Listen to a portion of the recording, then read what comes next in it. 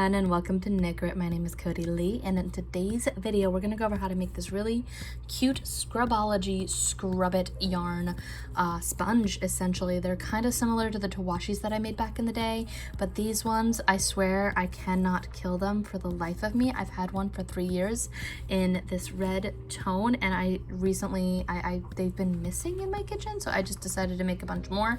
They're not like dying, they're just I don't know where they went in my kitchen, quite honestly, and I love them. They are perfect, and something about this yarn is just so squishy and absorbent, but not too absorbent, and they wash dishes really well. So I wanted to show this cute little quick pattern. I will have a printable PDF for this pattern down below with a chart and all that stuff. I'll have the link on here for the screenshot and the time and all that stuff. I just really love how these look, and they're wonderful, and I'm hopefully going to be posting a bunch more patterns, and I wanted to kind of give something a little bit different for those that are not going to be interested in my cute little strawberry whale or any of my turtles that I've been making with the cute little food themes that I have been going on. So if you're interested in this kind of stuff, continue watching and we will make this together. So for this project, you're going to need some Scrubology Scrub It Lime. I personally love the texture of this yarn. As you can see, it's kind of grippy and has this rough texture. However, one thing that I will say is that you're definitely going to want to make sure that your hands are moisturized, and you're going to want to take this slowly because this can be very aggressive against your hands, and eventually I usually can only get through about one scrubby and then I have to take a break because it is fairly rough on the hands. I'm going to be using this really cute lime color. I am making some in black and lime for one of my family members, and I made a bunch in black. I wanted to show exactly how many you can get out of one skein. I wound up using this really nice Scrubology Scrub It in black, and I have this much left, which is enough to make half of one of these. And I made, this is just with one skein. I have 1, 2, 3, 4, and technically if I wanted to get to the half mark where I just did all my increases, then I can use this up and there will be only about like 10 inches left of the entire skein. But what I plan on doing is just making another 4 with this skein and then making a 9th extra just to have. So that is how I'm going to do that. I'm going to tie off using my magic tie-off method. I'll link that down below in case you are interested in that for joining your yarns. I have a join-on method that makes it really easy, and that's essentially how many you can get and what you need. This is essentially about 3.5 inches wide, so if you have a similar tension to me, you can get 4 of these definitely with one skein of this, which I believe is how many yards? 79 yards or 73 meters. It is a 3 ounce or 85 gram skein. We are also going to be using a pair of scissors just to snip off and on. I'm also going to be using a darning needle, and for my crochet hook I'm using my Furls size J. It is a very nice crochet hook. I love how pretty they are. I believe this is not an Odyssey hook, it's one of the resin ones, but it's really nice. I have links down below in case you are interested in one of these types of hooks. All right, let's go ahead and get started.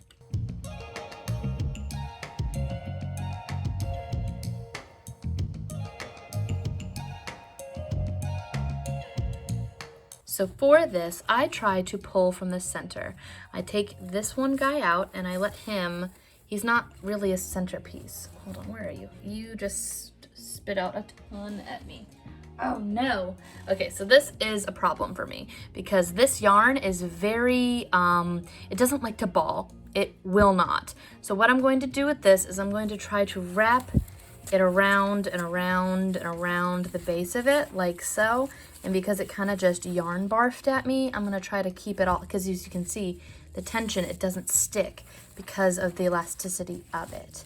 I like to use a nice big bowl, which is what I'm going to have this sitting in on the other side of this camera over here, or if you're on the move you can use one of those little yarn pouches where it has the hole coming out the top. That would also work wonderfully. So I'm going to stick this over here, and we're going to try to find the center as best we can without making this entire skein collapse. There we go. Oh my gosh, that was perfect. Okay, so if you can get just like this coming out of the center, and then as I have it over here, it's just sticking in the bowl, and otherwise it'll just kind of yarn barf and explode. It doesn't like to tangle, which thank goodness for that, but it does like to try to just yarn barf and go everywhere. Let's stick these guys over here, and what we're gonna do is move our camera, get our hook out, and what we're going to do is leave a decently long tail. I make mine about 8 inches or so. I'm gonna have these just kind of hanging off on the side here, and with my 8 inches, I'm going to create a slip knot. And if you're familiar with my staggering versus stacking increasing method, then this is going to be very easy for you. I have a video where I detail my stacking versus my staggering, again, down below. I'll make a little kind of playlist list down below for tutorials that might make things a little bit more easy for people that need further instruction. So I stagger versus stack my increases. When I increase on this pattern on its own, I have 6 single crochet. I increase every single stitch, then every other, then every third, then every fourth, then every fifth. So basically I'm going to be going up to 36 stitches because I'm increasing 6 stitches every single round. And then I do the exact opposite where I decrease in the opposite, and that's how this is essentially made. I increase up to 36, and then from 36 I go down to 6 again.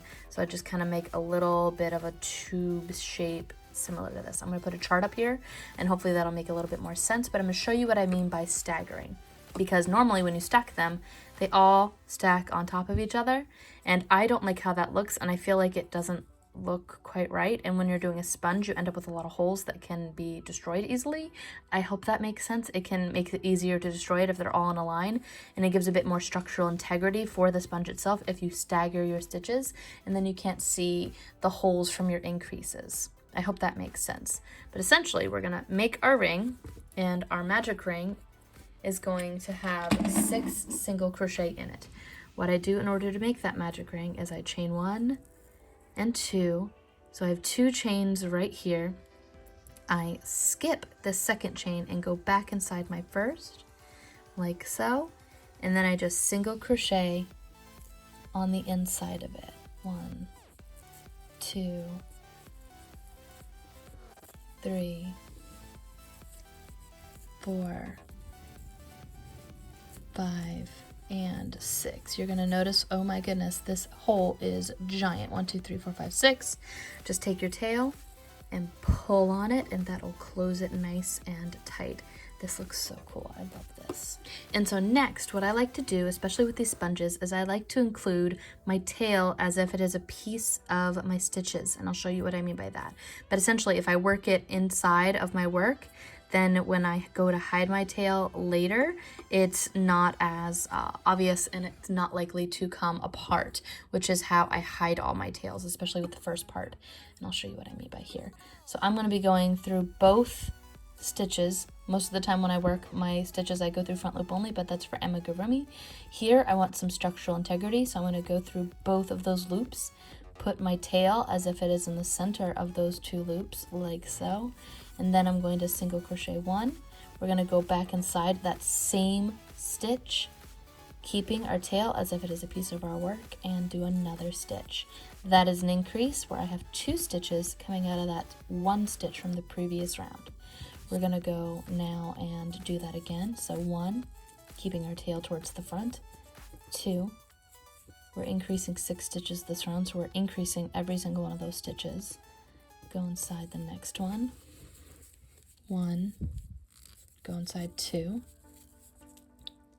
We're halfway through, so now we're on this one. 1, 2, and every once in a while I like to kind of just tug on my tail, bring it all together, and make it so that it's tighter. I don't pull it so tight that it warps it though, because you can do that, pulling it too tight. So 1, 2, we're doing this one more time, I believe, and then 1, 2. So now we should have 1, 2, 3, 4, 5, 6, 7, 8, 9, 10, 11, 12.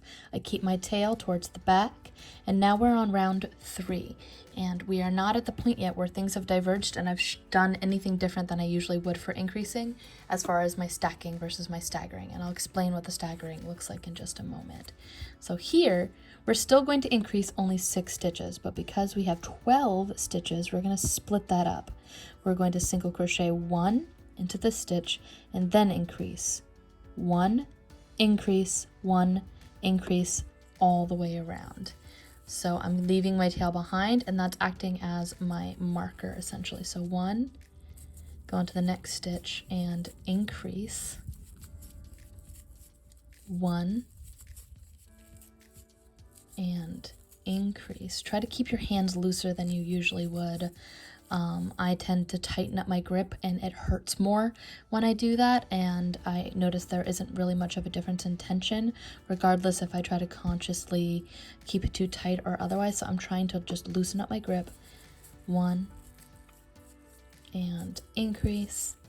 If you loosen up a little bit, it doesn't hurt as much and you can make more sponges. So I just lost my stitch there though. That is the downside to loosening your grip. 1, increase, 1,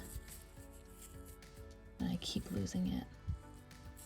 Increase. This might be a better type of yarn to work with, a wooden needle. It might actually stick on better because of the oils. I don't know. This is a bit more resiny. So again, 1, and increase, and then 1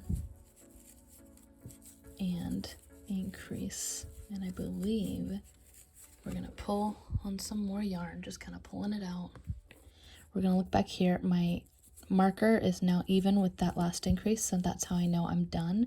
I'm gonna pull that through so that I can see it a bit more easily on the front where my stitch and where my rows begin. I use my tail as my marker. It makes it a lot easier. And here is where we're going to diverge into doing our staggering versus our stacking. So we just did single crochet 1 increase, and that was row 3. On row 4, if you were going to do a stacked method, you would single crochet 2 and increase, because every time you increase, you're creating a space, an extra stitch between your increase for the next round, going up and up essentially. But here, I don't want my increases to stack on each other. So I'm going to split the difference on my even numbers. So if there's single crochet 2 increase, I split that. Single crochet 4 increase, I split that. So for single crochet 2 increase, you turn that into a single crochet 1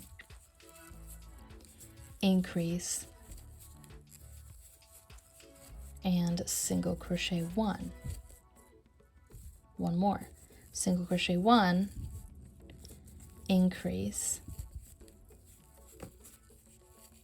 single crochet 1.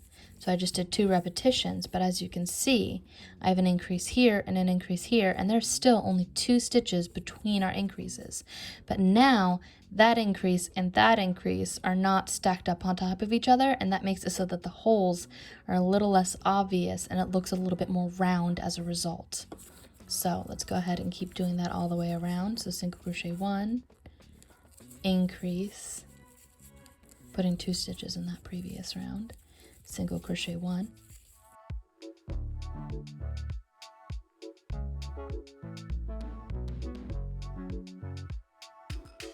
single crochet 1. So now we went from 18 stitches of round 3, we're on round 4, and we just have 24 stitches now. I'm going to pull this tail out, move it forward, and now we're on row 5. We're going to be going from 24 stitches up to 30, and the way that we do that is we single crochet 3 and increase. Every time we're just adding 1 more space between our increases because we're increasing every single time, adding that extra repetition. So 1, 2, 3, oops, 4, the stitch, and increase. 1,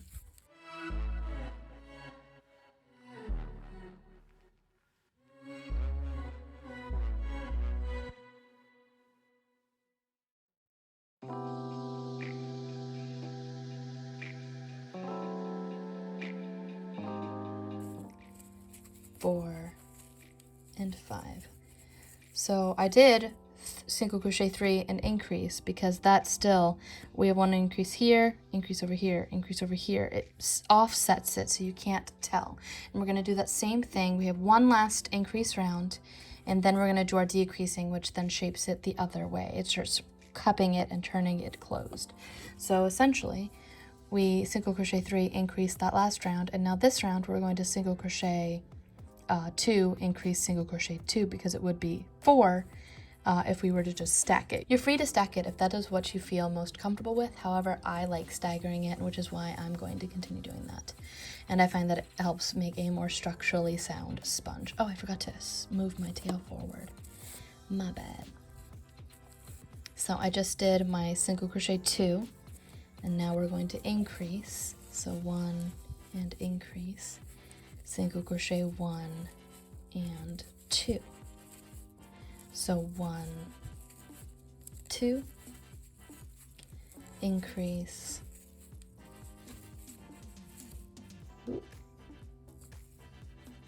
1 and 2. Again, you can see increase here, and you have 1, 2, 3, 4 stitches between your increases, still maintaining that. We're going to keep going around until we get this finished. We're going to do 4 more repetitions, and then I'll show you how we start decreasing. I might take a break because my hands are starting to hurt already, and so I have to take breaks between it. It is a rough yarn to maintain this kind of thing with.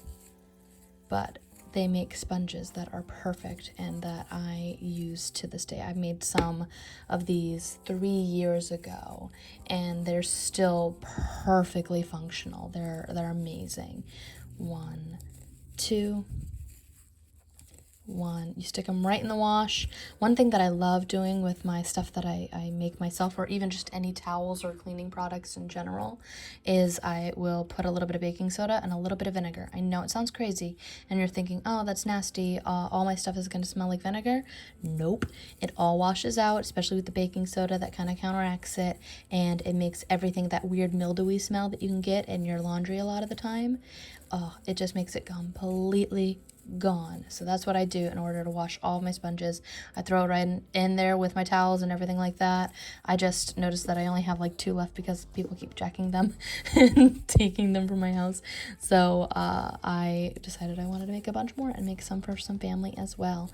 We're on the last 2 stitches, so 1 and 2. That is it for our increases, and now we're gonna go and change into our decreases. I am, however, gonna take about a 10-minute break and come right back because this is rough on the hands, and you do need to take breaks because, yeah, I need to take a minute and not. Be right back. Okay, so now I'm back from my break, and what we're gonna do now is we just finished all of our increases. We're essentially gonna do all of our decreases, and it's all around, and essentially we're gonna be doing the inverse of what we just did.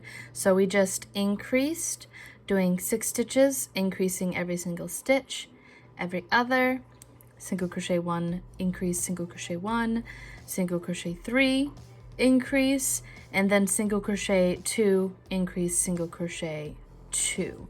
So what we're going to do is this basically the exact opposite. We're going to go and do decreases while going downward, and I'll show exactly how I mean by that. We're going to keep going for the stitches that we're not decreasing. We're going to keep going through both loops. So we're going to single crochet 2, decrease, single crochet 2. Next round, single crochet 3, decrease, single crochet 3, and so on and so forth. So instead of doing an increase, we're doing a decrease, and I'll show you how I decrease. So here we're just going to single crochet 1, 2, and instead of doing our increase, we already have those 2 stitches just kind of hanging out there. 1, 2, our increase is right there. What I like to do to decrease is I'm going to go through the first loop like so, swoop down, kind of dig in and go through the second loop. So those are both of the front loops only of our increases from the previous round. I'm going to wrap and pull that wrap through both of those stitches, acting as if they are one, wrap again, and put it down into 1 stitch. So we're single crocheting 2 together into 1. Then we single crochet 1 and 2. So single crochet 2, decrease, single crochet 2, single crochet 1, 2, again decrease, going through both loops like so. I'll do that a little bit slower. In and in, going through the front loop only, pulling that right through like so, and then single crocheting through that. Then I go through both loops again, 1 and 2. We repeat this for a total of 6 times. You're also going to notice that's going to kind of curve on itself. Don't let it, kind of curve it back outwards. Pull out some more of your, it's hard calling this yarn because I know it is yarn, but it doesn't feel like I should call it yarn, if that makes sense. So again, 1, 2, through both loops, decrease, 1, 2, 1, 2, through both loops, decrease, 1, 2. That way there's still 4 stitches between each of our decreases, just like we were doing for our increases, just the inverse basically. So 1, 2. I apologize if you can hear the fan in the background, if it's a little noisy. It is the middle of July and very, very hot. And now we're on our final repetition. So 1, 2, decrease, 1, and 2. Sorry for the sudden jump cut there. My cat decided to land into my camera.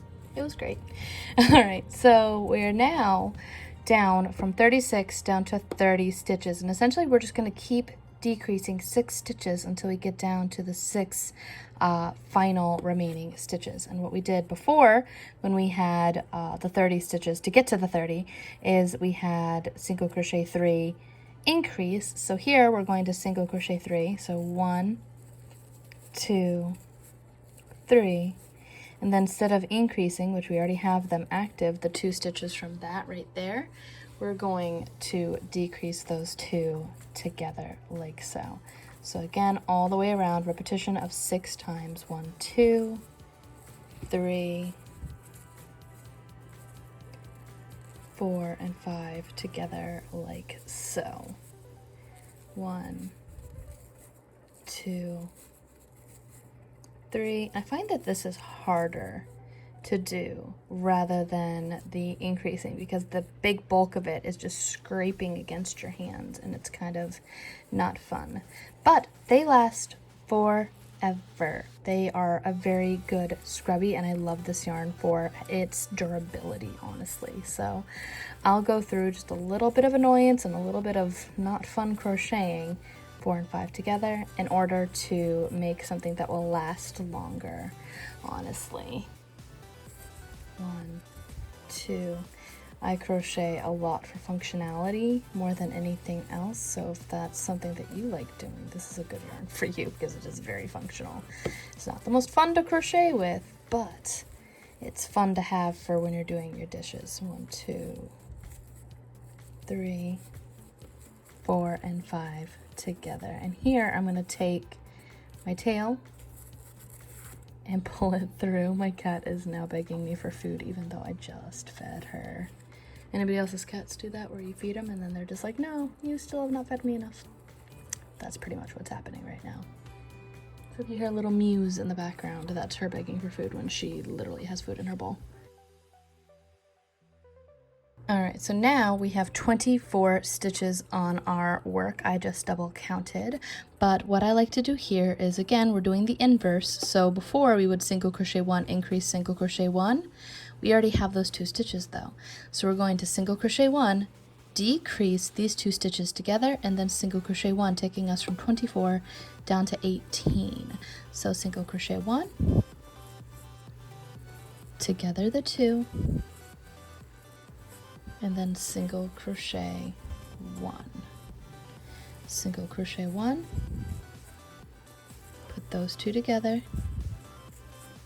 single crochet 1, and we're going to repeat this all 6 total times for this round. So 1, 2,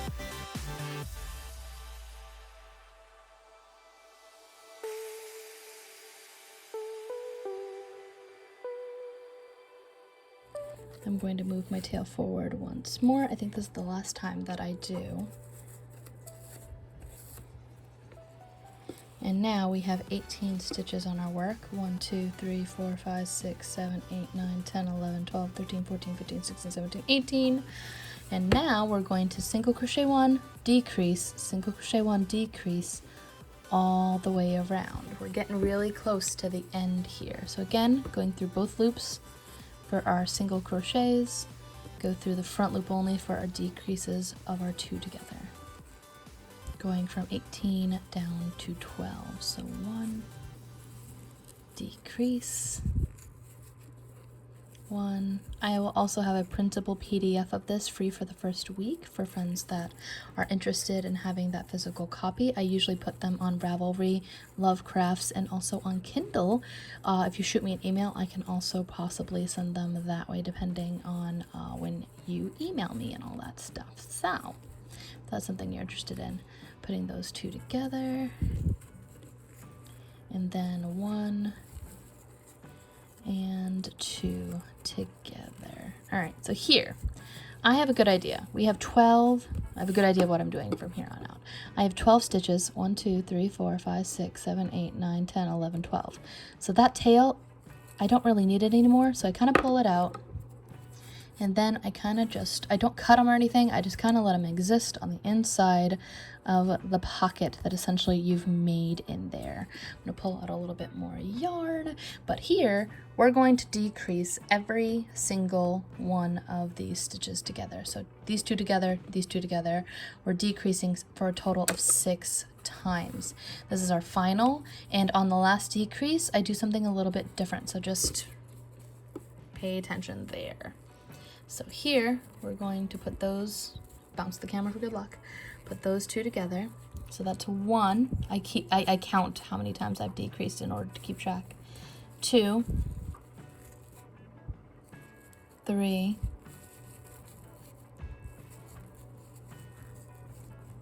4,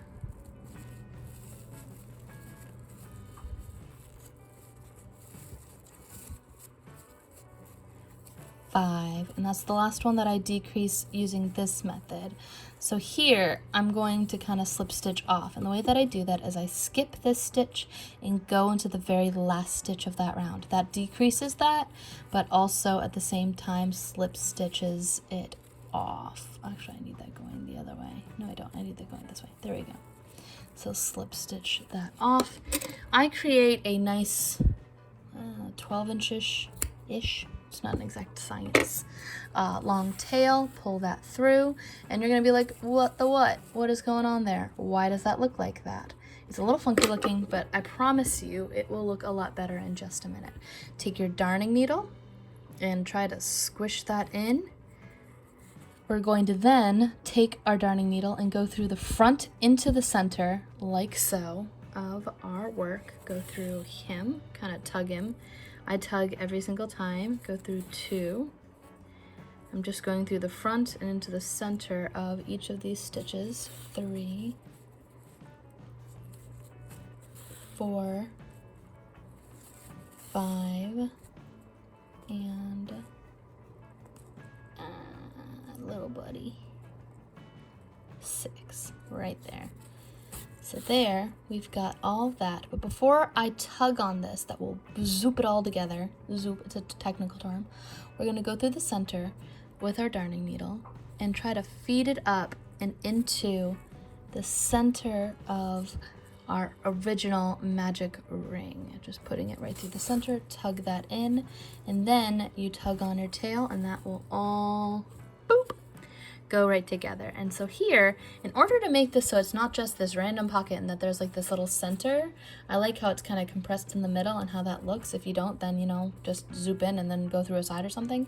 I like how that looks a little bit better, so I'm gonna go through the right side and kind of make sure it's centered by going up through here as well on this side. Pull, tug, go through center, go through the other side. If you split a stitch, that is fine. I actually think that it stays a little bit longer if you do. Tug, center, up through the other side. I kind of just keep going through the center at different ways, at least 4 or 5 times. I just keep kind of tugging and tugging and tugging until I'm happy with how it looks, essentially. And so that's gonna be about it for this scrubby. I do have another tutorial on how to make the tawashi. It's one of my most viewed videos, as well as a little washcloth that I made. I'll have those linked down below in case you're interested in that. But for the very last little bit here, we're gonna take our tail, our darning needle, and kind of shove it through its farthest away point. That way you've got a nice long tail on the inside of that pocket.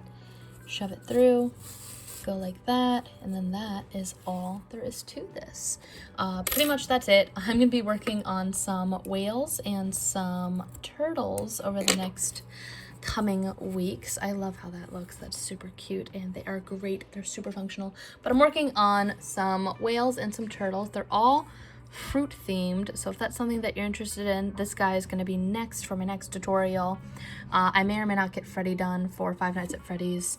I already have a tutorial on how to do him, so I'm not as excited about him. I made a little turtle and I love him, and he's got a little sushi belly, and I think he's super duper cute. I also made a sushi whale. There's a giant basket full of fruit themed whales and just generally food themed turtle and whales. So if you're interested in that kind of stuff, stay tuned for what's coming up next. Thank you for watching this video, and before we go, I'd like to give a shout out to our Patreon supporters. I do appreciate everybody that has gone over there to help support the channel. If you're interested in supporting our channel, go to patreon.com/knit, or you can just hit that nice little subscribe button. No pressure any which way. If you want to support the channel, if you don't, then you know, engagement's engagement. It all works out. Thanks again for watching. Do hit the like, subscribe, hit the little bell if you want to be in the know before you leave, and if you want to see more videos like this. Until next time, guys. Bye.